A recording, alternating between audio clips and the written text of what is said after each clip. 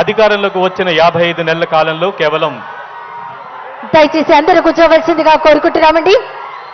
ప్రతి ఒక్కరూ కూర్చోవలసిందిగా రిక్వెస్ట్ చేస్తున్నాం. వేదిక మీద ఉన్న వారందరూ కూర్చోవాలి, అలాగే గ్యాలరీలో ఉన్న వారందరూ కూర్చోవలసిందిగా రిక్వెస్ట్ చేస్తున్నాం.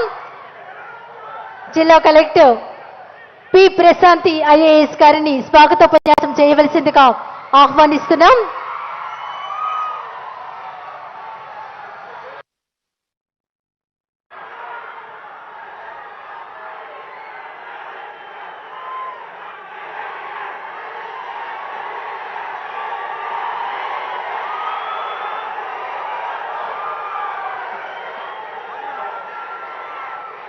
జగనన్న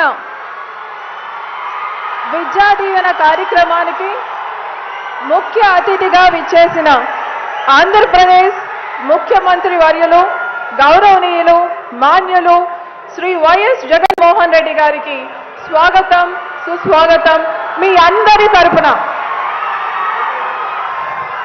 అలానే వేదికలు అలంకరించిన పెద్దలు గౌరవనీయులు మంత్రులు ఎమ్మెల్సీ చైర్పర్సన్లు ఎమ్మెల్సీసు ఎమ్మెల్యేలు వివిధ స్థాయిలో ఉన్న ప్రజాప్రతినిధులు సీనియర్ అధికారులు అందరికీ పేరు పేరున సాదర స్వాగతం తెలియజేస్తున్నాం.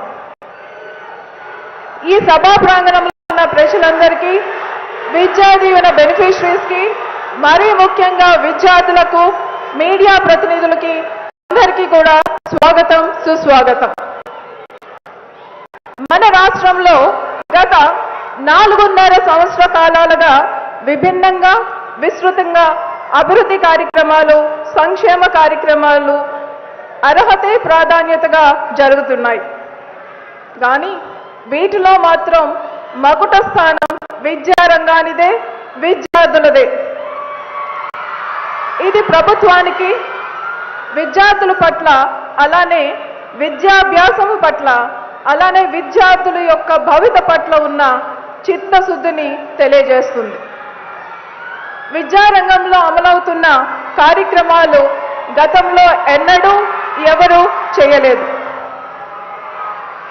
నాడు నేడుతో మన స్కూల్స్ రూపురేఖలు మార్చిన, అమ్మఒడి ద్వారా తల్లులకి అండగా నిలిచిన, గోరుముద్దతో ఆప్యాయతను పంచిన, 8th క్లాస్ పిల్లలకి ట్యాబ్స్ ఇచ్చి డిజిటల్ ఎడ్యుకేషన్ని ప్రోత్సహించిన, టాపర్స్గా నిలిచిన వాళ్ళని ఆణిముత్యాలుగా గుర్తించి వాళ్ళని సత్కరించిన, ఉన్నత చదువులకై విద్యా దీవెన వసతి దీవెన అందిస్తున్న, పేదవాళ్ళ ఇంటిలో పిల్లల విదేశీ విద్య కలను నిజం చేస్తున్న, చివరగా ఐఏఎస్ అండ్ ఐపీఎస్ అని అవ్వాలని విద్యార్థుల ఆశలను సాకారం చేస్తున్నా.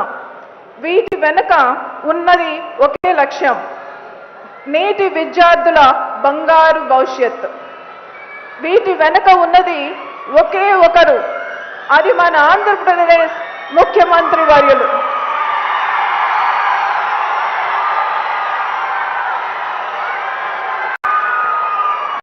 Sir, with your permission, I would like to quote Nelson Mandela words today, sir. Education is a great engine of personal development. It is through education that the son of mine's worker can become head of the mine, and daughter of peasant can become a doctor, and that a child of a farmer can become a president of great nation. ఈ మాటలను నిజం చేస్తున్న మన ముఖ్యమంత్రి వర్యులకి మీ అందరి తరపున మరొకసారి కృతజ్ఞతలు తెలియజేస్తూ సెలవు తీసుకుంటున్నాను.